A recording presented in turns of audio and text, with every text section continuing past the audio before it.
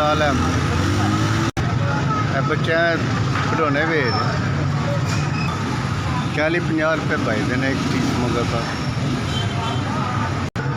दिहाड़ी च भाएं 1000 रुपये 1500 रुपये वट लिया बस 200-300 रुपये प्रॉफिट 400 रुपये हो जाती ज़्यादा अल्लाह चला रहा सी कि चलाना सी बुढ़े हो गए चला के हूँ अल्लाह ही करा रहा जी गुजारा कि बस वक्त नूं धक्का दे रहे अल्लाह पाक बस रिज़्क़ कमाने रिज़्क़े हलाल कमाने थोड़ा चाहे कमाने रिज़्क़े हलाल कमाने सुकून ना सोने सुकून ना उठने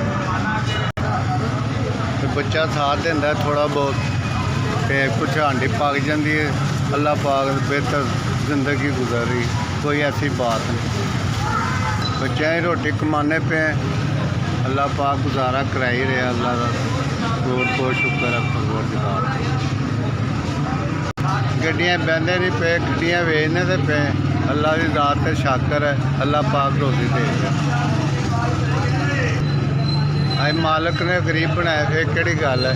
लेकिन असी रिज़्क़े हलाल से कमा ही रहे हैं